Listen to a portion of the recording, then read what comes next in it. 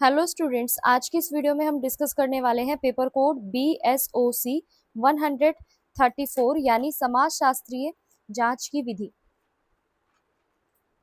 Students, अगर आप इस पेपर कोड का असाइनमेंट या गेस्ट पेपर परचेज करना चाहते हैं तो हमारी वेबसाइट का लिंक आपको डिस्क्रिप्शन में दिया गया है। आप हमारी वेबसाइट पे विजिट करके आसानी से इस पेपर कोड का जो गेस्ट पेपर है वो परचेज कर सकते हैं। इसी के साथ स्टूडेंट्स हम लेकर आए हैं गेस्ट पेपर में 25 मोस्ट इंपॉर्टेंट क्वेश्चन जिनको आप अपने एग्जाम में कवर कर लेंगे, तो आप भी 90 प्लस स्कोर आसानी से कर सकते हैं अपने एग्जाम में। अगर आप हमारी वेबसाइट से नोट्स को परचेज नहीं कर पा रहे हैं तो डिस्क्रिप्शन में दिए गए व्हाट्सएप पे भी आप कांटेक्ट करके व्हाट्सएप नंबर पे आप कांटेक्ट करके आसानी से हमारे नोट्स एंड गेस्ट पेपर को परचेज कर सकते हैं। हमारा जो व्हाट्सएप कॉन्टैक्ट नंबर है वो ये है कि 9580023321। इस नंबर पे भी आप कांटेक्ट करके आसानी से गेस्ट पेपर एंड असाइनमेंट को परचेज कर सकते हैं। तो चलिए स्टूडेंट, स्टार्ट करते हैं आज की वीडियो को। और हाँ, इसी के साथ साथ डिस्क्रिप्शन में दिए गए टेलीग्राम लिंक को भी ज्वाइन करना ना भूलें। तो चलिए स्टार्ट करते हैं। यहाँ पे जो हमारा जो फर्स्ट क्वेश्चन रहने वाला है स्टूडेंट्स वो ये है कि समाज शास्त्र व्यवहारिक ज्ञान से बहुत कुछ लेता है, चर्चा कीजिए। तो अगर हम बात करें समाज शास्त्र समाज की, तो यहाँ पे आपके जितने भी सामाजिक संबंध है, संस्थाएं हैं, वो मानव व्यवहार का ही एक वैज्ञानिक अध्ययन है। समाज शास्त्र के विकास में व्यवहारिक जो आपका ज्ञान है वो महत्वपूर्ण योगदान दे रहा है। व्यवहारिक व्यवहारिक ज्ञान जो है आपका वो वह ज्ञान होता है जो व्यक्ति अपने दैनिक जीवन के अनुभवों, परंपराओं, रीति रिवाजों और सामाजिक संपर्कों से प्राप्त करता है।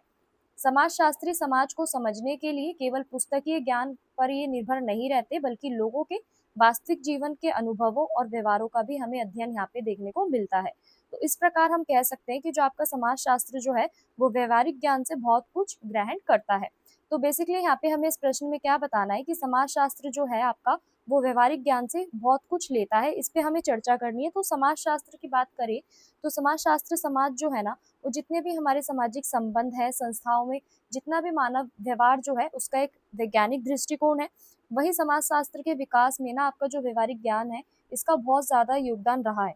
व्यवहारिक ज्ञान क्या है कि व्यवहारिक ज्ञान आपका वो है जिसमें व्यक्ति अपने दैनिक जीवनों के अनुभवों, परंपराओं और रीति रिवाज और सामाजिक संपर्कों से ज्ञान जो प्राप्त करता है वही आपका व्यवहारिक ज्ञान कहलाता है। तो समाजशास्त्री समाज को समझने के लिए केवल आपका पुस्तकीय ज्ञान पर ये निर्भर नहीं रहता, बल्कि लोगों के वास्तविक अनुभवों और व्यवहारों का भी अध्ययन ये करता है। तो इस प्रकार हम कह सकते हैं कि जो आपका समाजशास्त्र जो है ना वो व्यवहारिक ज्ञान से बहुत कुछ यहाँ पे ग्रहण करता है। तो स्टूडेंट्स, इसी के साथ हम आगे बढ़ते हैं। अगली जो यहाँ पे हमें हेडिंग दी गई है वो ये दी गई है, अगला पॉइंट, कि व्यवहारिक ज्ञान का अर्थ हमें बताना है। तो व्यवहारिक ज्ञान के अर्थ की बात करें यहाँ पे, तो व्यवहारिक ज्ञान वह ज्ञान है जो व्यक्ति को अपने जीवन के अनुभवों, सामाजिक परिस्थितियों और दूसरों के साथ संबंधों से प्राप्त होता है। तो ये ज्ञान जो है वो किसी भी औपचारिक शिक्षा का परिणाम नहीं होता, बल्कि जीवन की वास्तविक परिस्थितियों में ये विकसित होता है।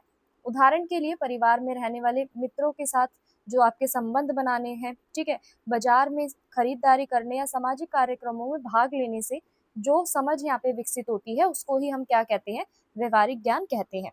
तो यहाँ पे व्यवहारिक ज्ञान का अर्थ क्या है कि जो व्यक्ति अपने जीवन से अनुभवों को प्राप्त कर रहा है, ठीक है, सामाजिक परिस्थितियों से जो वो सीख रहा है, दूसरों से संबंध बना के जो वो सीख रहा है, वो क्या है आपका व्यवहारिक ज्ञान है। तो ज्ञान जो है ना वो किसी भी औपचारिक शिक्षा का यहाँ पे परिणाम नहीं होता, बल्कि जीवन की वास्तविक परिस्थितियों से ही ये आपका विकसित होता है। तो अगर हम बात करें उदाहरण से समझे, तो परिवार में जब हम रहते हैं तो वहां से भी हम कुछ अपनी परंपराएं सीखते हैं, कुछ मूल्य सीखते हैं, जिससे हमारा जो ज्ञान है ना उसकी उसके अंदर बढ़ोतरी होती है। तो वही हमारा क्या कहलाता है, व्यवहारिक ज्ञान कहलाता है। अब हम बात करते हैं समाजशास्त्र और व्यवहारिक ज्ञान का यहाँ पे संबंध क्या है। तो समाजशास्त्र का विषय जो है वो समाज और मानव व्यवहार जो है, वही आपका समाजशास्त्र का विषय जो है वो समाज और मानव व्यवहार है। ठीक है, तो समाजशास्त्री सामाजिक जीवन की वास्तविकताओं को समझने के लिए लोगों के अनुभवों और व्यवहारों का अध्ययन करते हैं। व्यवहारिक ज्ञान समाजशास्त्र को सामाजिक घटनाओं के समझने का जो यहाँ पे आधार है वो भी प्रदान करते हैं। तो अगर हम बात करें समाजशास्त्र का ज्ञान से क्या संबंध है, तो स्टूडेंट्स यहाँ पे जो समाजशास्त्र है ना वो समाज और मानव व्यवहार दोनों का ही यहाँ पे विषय माना जाता है, क्योंकि जितने भी हमारे समाजशास्त्री हैं वो सामाजिक जीवन की वास्तविकताओं को समझने के लिए लोगों के अनुभवों और व्यवहारों का यहाँ पे अध्ययन करते हैं, स्टडी करते हैं। और व्यवहारिक ज्ञान जो है आपका वो सामाजिक शास्त्र को सामाजिक घटनाओं के माध्यम से समझने का भी यहाँ पे आधार है। तो वहीं अगर हम इसे उदाहरण से समझें, तो उदाहरण के लिए यदि समाजशास्त्री ग्रामीण समाज का अध्ययन यहाँ पे करना चाहता है, तो उसे गांव के लोगों की जीवन शैली, परंपराओं, कृषि पद्धति और सामाजिक जो आपके संबंध है उनको समझना होगा। ये जानकारी आपकी व्यवहारिक अनुभवों और प्रत्यक्ष अवलोकन से ही आपको यहाँ पे प्राप्त होती है। वहीं अगले अगले पॉइंट की बात करें यहाँ पे, तो अगला पॉइंट आपका क्या है कि समाजशास्त्र में व्यवहारिक ज्ञान का क्या महत्व है। तो यहाँ पे पहला पॉइंट क्या है कि सामाजिक वास्तविकताओं को समझने में ये सहायता करता है। किस प्रकार से करता है इसको जानते हैं चलिए। तो जो आपका व्यवहारिक ज्ञान है ना, वो समाज की वास्तविक परिस्थितियों को समझने में सहायता करता है। इससे समाजशास्त्री लोगों की समस्याओं और आवश्यकताओं और उनकी जीवन शैली को बेहतर ढंग से यहाँ पे समझ पाते हैं। वहीं जो आपका अगला पॉइंट है वो ये है कि अनुसंधान के लिए आधार। तो समाजशास्त्री अनुसंधान में व्यवहारिक ज्ञान यहाँ पे महत्वपूर्ण भूमिका निभाता है। शोधकर्ता सर्वेक्षण, साक्षात्कार और अवलोकन जैसी जितनी भी आपकी विधियां हैं, इनके माध्यम से लोगों के अनुभवों और विचारों को यहाँ पे एकत्रित किया जाता है। वहीं अगले पॉइंट की बात करें यहाँ पे, तो अगला पॉइंट क्या है कि सिद्धांतों की पुष्टि भी करता है व्यवहारिक ज्ञान। तो समाजशास्त्र में बनाए गए जितने भी आपके सिद्धांत हैं, उनकी जांच और पुष्टि व्यवहारिक जीवन में ही आपकी की जाती है। यदि कोई सिद्धांत वास्तविक परिस्थितियों से सही साबित होता है, तो उसे हम स्वीकार यहाँ पे किया जाता है। वही बात करें अगले पॉइंट की, तो अगला पॉइंट क्या है कि सामाजिक समस्याओं के समाधान में ये सहायता करता है। यानी गरीबी, बेरोजगारी, अपराध, लैंगिक भेदभाव और जातीय जितनी भी आपकी असमानता है, इन जैसी असमानताओं की जितनी भी आपकी समस्या है, इसको भी समझने और उनका समाधान खोजने में भी यहाँ पे आपका व्यवहारिक ज्ञान जो है वो उपयोगी सिद्ध होता है।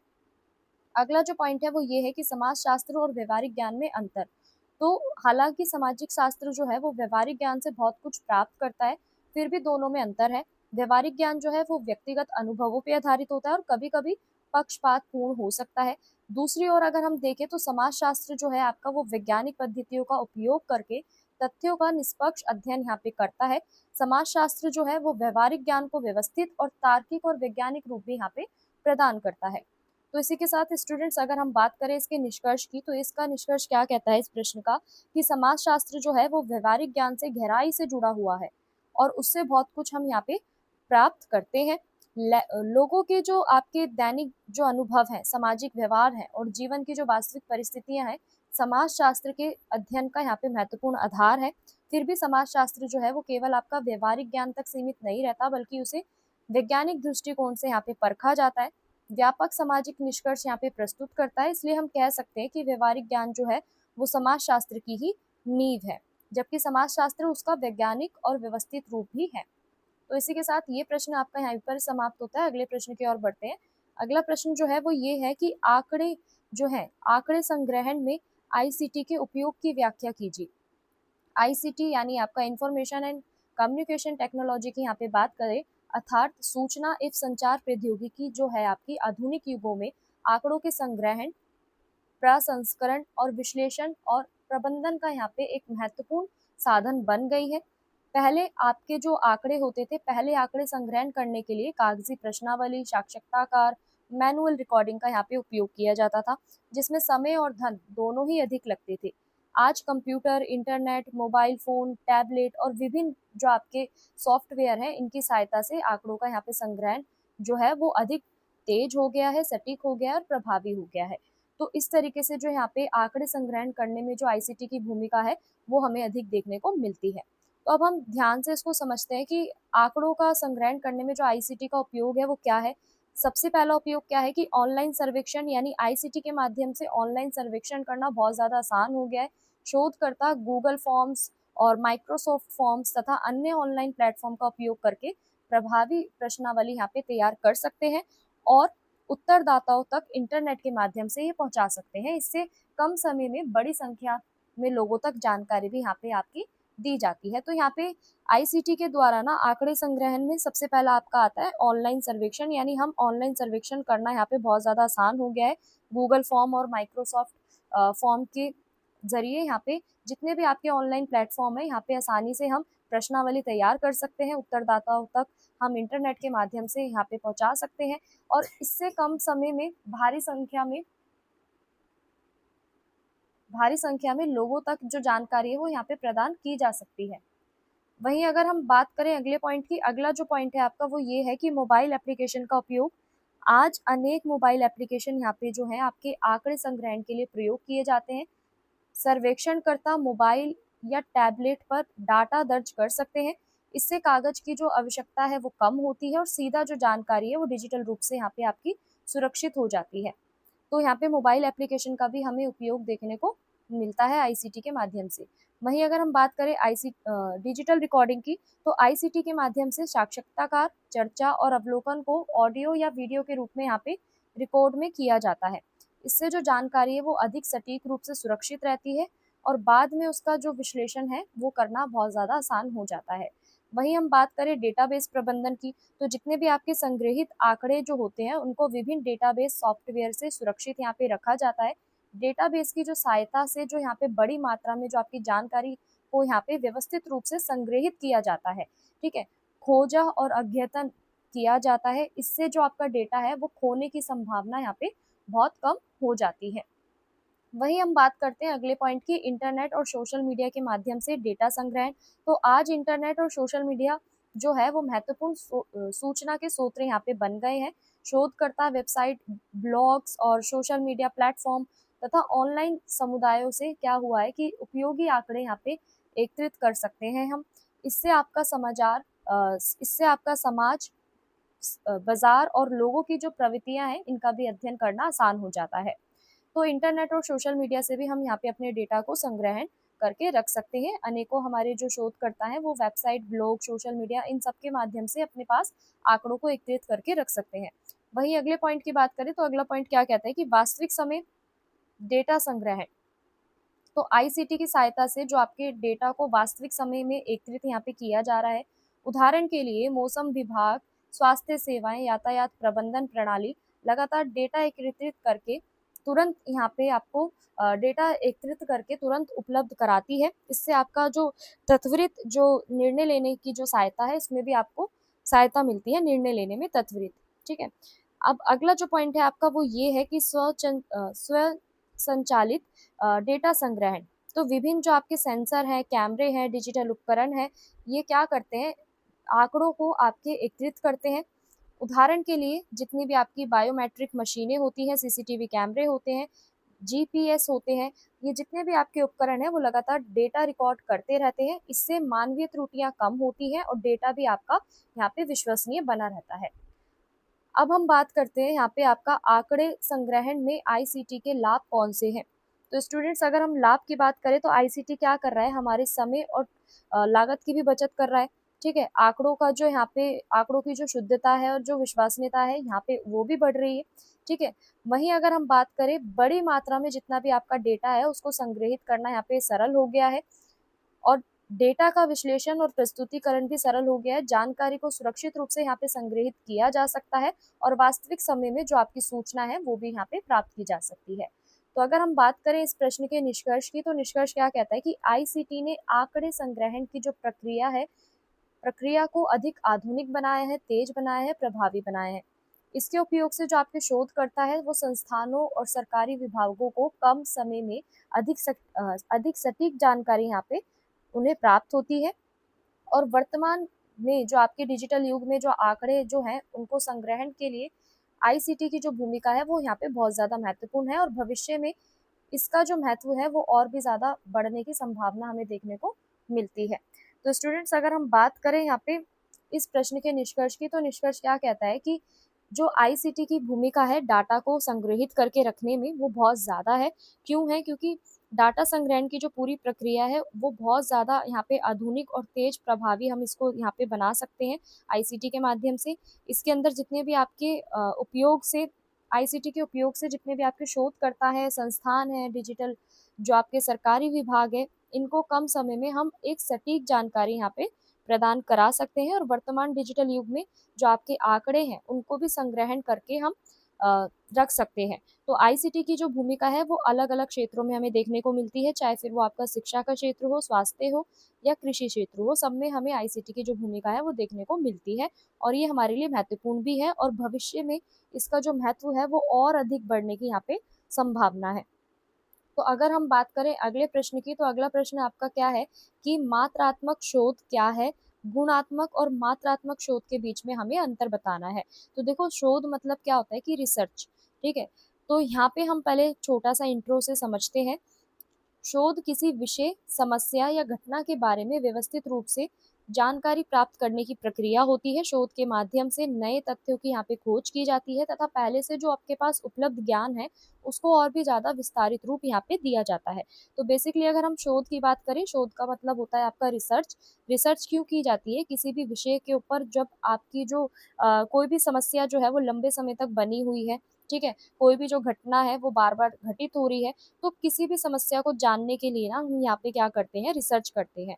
तो जो रिसर्च होती है ना, रिसर्च क्या करती है, उस घटना के बारे में ना हमें एक व्यवस्थित रूप से जानकारी हमें प्राप्त करने में सहायता करती है। तो रिसर्च बेसिकली क्या कर रही है, किसी भी घटना के बारे में हमें बता रही है, उसके पीछे के कारण क्या हो सकते हैं, उस घटना के पीछे के कारण या उस समस्या के पीछे के कारण, ठीक है। तो जितनी भी आपकी घटना, समस्या या कोई भी विषय है जिस पे भी आप रिसर्च कर रहे हैं, शोध कर रहे हैं, उसके बारे में यहाँ पे आपको जो रिसर्च है वो बहुत ज्यादा व्यवस्थित रूप से जानकारी यहाँ पे आपको प्रदान करती है। वहीं बात करें, शोध के माध्यम से हम नए तथ्यों की खोज करते हैं, ठीक है, तथा पहले से जो हमारे पास ज्ञान उपलब्ध होता है हम उसको भी ऐड ऑन करते हैं। यानी पहले से हमारे पास जो जानकारी उपलब्ध थी उसके आधार पर हम क्या करते हैं, नए तथ्यों की खोज करते हैं। आपकी जो रिसर्च जो होती है, ठीक है, जो आपका जो शोध होती है वो आपको अलग अलग क्षेत्रों में देखने को मिल सकती है, चाहे फिर वो आपका सामाजिक विज्ञान हो, शिक्षा हो, मनोविज्ञान हो, अर्थशास्त्र हो, ठीक है, या फिर अन्य कोई भी क्षेत्र हो, यहाँ पे आपको देखने को मिल सकती है। तो जो आपकी शोध जो होती है, रिसर्च जो होती है, वो बेसिकली दो प्रकार की होती है, दो टाइप की होती है। पहली आपकी कौन सी है, मात्रात्मक शोध, दूसरी है आपकी गुणात्मक शोध। तो दोनों का उद्देश्य यहाँ पे क्या है कि ज्ञान को प्राप्त करना, लेकिन उनकी जो पद्धति है, डेटा संग्रहण है, इनकी जो विश्लेषण की जो प्रक्रियाएं हैं ना वो अलग अलग होती है। तो चलिए इसको डिटेल में थोड़ा सा समझते हैं कि यहाँ पे मात्रात्मक शोध जो है वो क्या होती है। वही मात्रात्मक शोध की बात करें तो मात्रात्मक शोध क्या है कि ये वो शोध पद्धति है जिसमें हम जितने भी हमारे तथ्य हैं, सूचनाएं हैं, इनको एक संख्यात्मक रूप देते हैं, ठीक है। तो मात्रात्मक शोध वह शोध पद्धति है जिसमें तथ्यों और सूचनाओं को संख्यात्मक रूप में एकत्रित किया जाता है तथा उनका सांख्यिकीय विश्लेषण यहाँ पे किया जाता है। इस शोध में आंकड़ों को मापा जाता है, उनके आधार पर निष्कर्ष निकाले जाते हैं। और मात्रात्मक शोध का मुख्य उद्देश्य क्या है कि किसी भी घटना या व्यवहार या समस्या को संख्याओं और मापों के माध्यम से यहाँ पे समझाना और उसके बारे में यहाँ पे सामान्य निष्कर्ष प्रस्तुत करना यहाँ पे मात्रात्मक शोध का मुख्य उद्देश्य है। इसमें आपकी प्रश्नावली, सर्वेक्षण, प्रशिक्षण, परीक्षण और आपकी सांख्यिकीय तकनीकों का यहाँ पे उपयोग किया जाता है।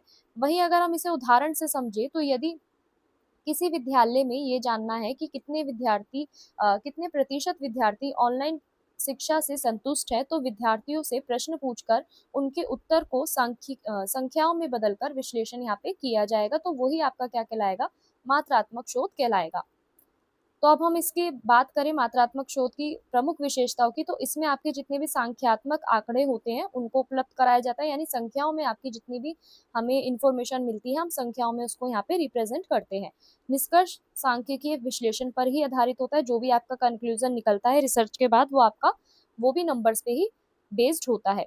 शोध प्रक्रिया पूरी आपकी वस्तुनिष्ठ होती है। बड़े नमूनों पर यहाँ पे आपका उपयोग किया जाता है, बड़े नमूनों का, और परिणाम को सामान्य रूप से यहाँ पे लागू किया जाता है। इसमें आपके सर्वेक्षण, प्रश्नावली और प्रयोग जैसी जितनी भी आपकी विधियां हैं उनको यहाँ पे उपयोग किया जाता है।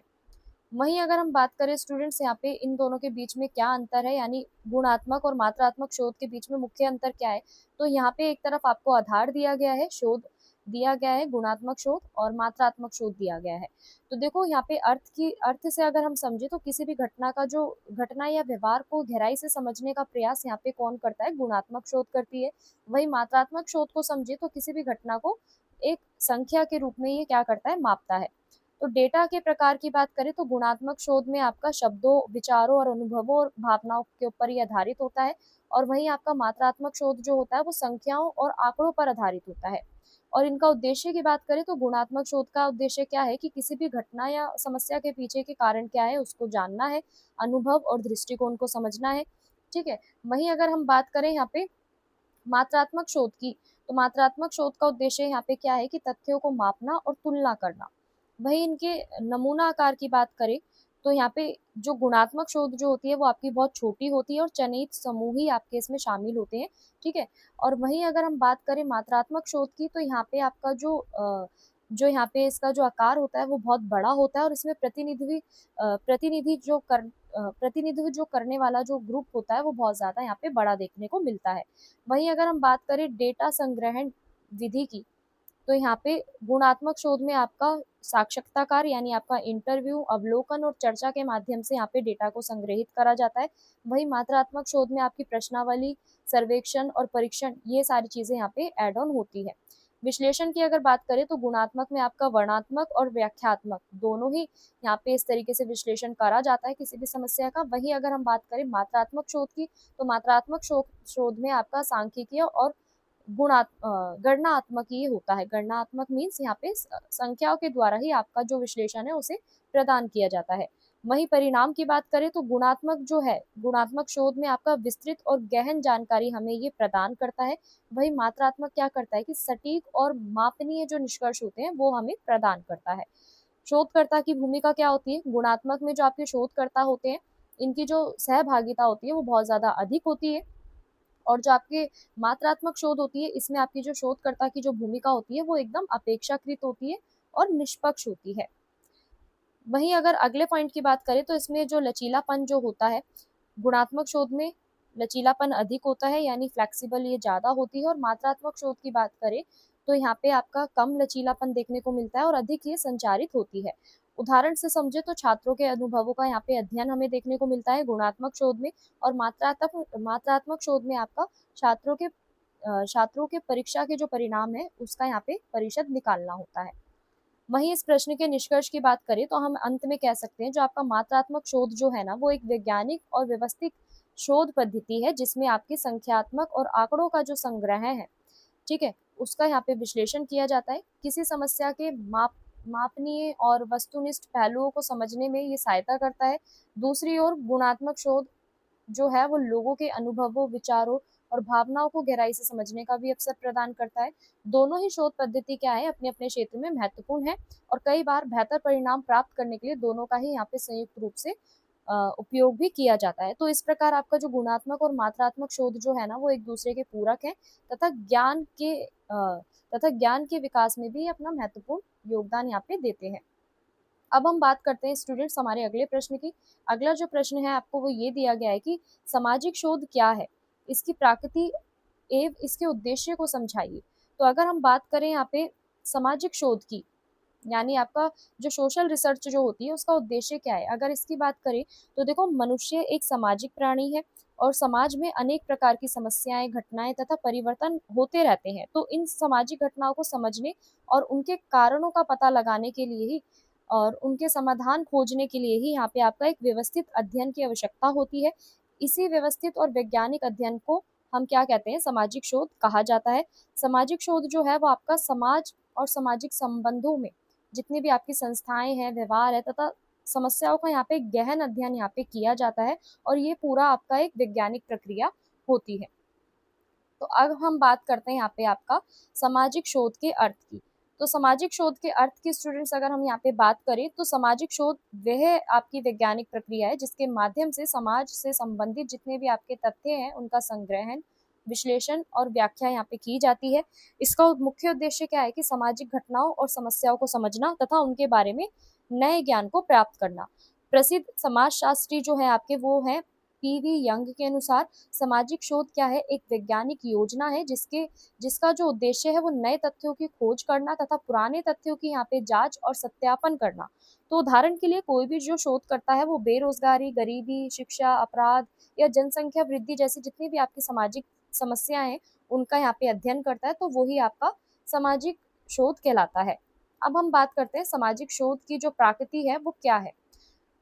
तो पहले जो प्रकृति है वो है आपकी वैज्ञानिक प्रकृति। सामाजिक शोध वैज्ञानिक पद्धति पे आधारित होता है। इसमें आपके जितने भी तथ्य हैं उनका संग्रहण किया जाता है और आपका परीक्षण और विश्लेषण जो है वो पूरे तरीके से आपका वैज्ञानिक ढंग से यहाँ पे प्रस्तुत किया जाता है। वहीं इसकी वस्तुनिष्ठता की बात करें तो यहाँ पे सामाजिक शोध जो है ना वो शोधकर्ता अपने व्यक्तिगत विचारों और भावनाओं को अलग रखकर निष्पक्ष रूप से यहाँ पे अध्ययन करता है। वहीं जो आपका अगला पॉइंट है वो ये है कि व्यवस्थित प्रक्रिया, यानी सामाजिक शोध जो है वो एक क्रमबद्ध जो प्रक्रिया है, ठीक है, और इसमें जो आपकी समस्या है उसको चयन किया जाता है और परिकल्पना, निर्माण और आंकड़ों का जो संग्रहण है वो विश्लेषण और निष्कर्ष निकालने जैसे इसमें जितने भी आपके चरण हैं वो शामिल होते हैं। अगला जो पॉइंट है आपका वो ये है कि तथ्य आधारित अध्ययन यानी सामाजिक शोध, ये आपका सिर्फ केवल अनुमान पर या कल्पना पे आधारित नहीं होता, बल्कि इसमें आपके जितने भी रियल फैक्ट्स जो होते हैं, वास्तविक तथ्य जो होते हैं और जो आपके प्रमाण होते हैं, ये उस पर आधारित होता है। अगला जो पॉइंट है वो ये है कि नवीन ज्ञान की योजना। नवीन ज्ञान की योजना से यहाँ पे क्या तात्पर्य है कि इसका उद्देश्य है कि समाज के बारे में नए तथ्य और सिद्धांतों की खोज करना होता है, ठीक है। अगला जो पॉइंट है वो ये है कि सामाजिक समस्याओं से संबंधित होता है, यानी जितने भी आपकी सामाजिक शोध जो आपकी की जाती है ना, सोशल रिसर्च जो की जाती है, वो बेसिकली आपकी समाज में जितनी भी समस्याएं हैं उनसे संबंधित की जाती है।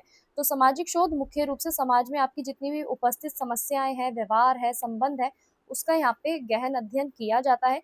अगला जो पॉइंट है वो ये है कि गतिशील प्रकृति की बात करें तो समाज लगातार यहाँ पे बदलता रहता है, इसलिए सामाजिक शोध भी समय और परिस्थिति के अनुसार यहाँ पे आपकी बदलती रहती है। अब हम बात करते हैं सामाजिक शोध के उद्देश्य की। तो पहला उद्देश्य क्या है कि नए तथ्यों की खोज करना, यानी सामाजिक शोध का प्रमुख उद्देश्य समाज से संबंधित जितने भी आपके नए तथ्य हैं और जानकारी है उनकी खोज करना है और पुराने तथ्यों का सत्यापन यहाँ पे करना। पुराने तथ्यों से यहाँ पे क्या तात्पर्य है कि पहले से जो आपके पास स्थापित फैक्ट्स जो हैं, आपके जो तथ्य जो हैं और जो आपके पास प्रिंसिपल्स हैं यानी सिद्धांत जो है उनकी जांच करना और उनकी जो सत्यता है उसको परखना, इसका उद्देश्य यहाँ पे रहता है। यानी जो भी आपके पास तथ्य पहले से उपलब्ध है उनके अंदर कितनी सच्चाई है, ये बेसिकली यहाँ पे देखना होता है। अगला जो पॉइंट है वो ये है कि सामाजिक समस्याओं का अध्ययन करना, यानी गरीबी, बेरोजगारी, अपराध, नशाखोरी, बाल श्रम आदि सामाजिक समस्याओं के कारण यहाँ पे जो आपका सामाजिक जो शोध है वो की जाती है, तो उनके समाधान को सुझाना ही सामाजिक शोध का यहाँ पे महत्वपूर्ण उद्देश्य होता है। वहीं अगर हम बात करें सामाजिक परिवर्तन को समझना, यानी समाज में होने वाले जितने भी आपके परिवर्तन हैं उनके प्रभावों का यहाँ पे अध्ययन करना है, सामाजिक शोध का एक महत्वपूर्ण ये लक्ष्य कहलाता है। अगला जो पॉइंट है वो ये है कि सिद्धांतों का निर्माण करना, यानी सामाजिक शोध के माध्यम से नए सिद्धांत यहाँ पे विकसित किए जाते हैं जो सामाजिक घटनाओं को समझने में यहाँ पे आपकी सहायता करते हैं। अगला पॉइंट है आपका कि नीतियों के निर्माण में ये सहायक होता है, यानी जितनी भी आपकी सामाजिक शोध जो होती है वो नीति निर्माण में भी आपकी सहायता करते हैं, यानी सरकार और विभिन्न संस्थाएं जो है वो सामाजिक शोध के निष्कर्षों के आधार पर ही अपनी योजनाएं बनाती हैं और नीतियां बनाती हैं।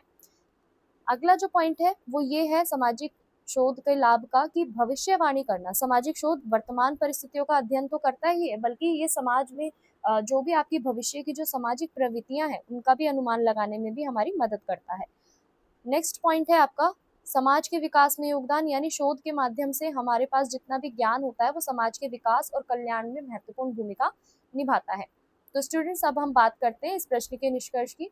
इस प्रश्न का निष्कर्ष यहाँ पे क्या कहता है कि अंत में हम कह सकते हैं कि सामाजिक शोध जो है ना वो समाज को समझने का एक महत्वपूर्ण वैज्ञानिक साधन है, ठीक है। ये समाज में जितने भी आपके सामाजिक तथ्य हैं उनकी खोज करता है, समस्याओं के समाधान और सिद्धांतों के निर्माण तथा सामाजिक विकास में भी यहाँ पे महत्वपूर्ण योगदान देता है।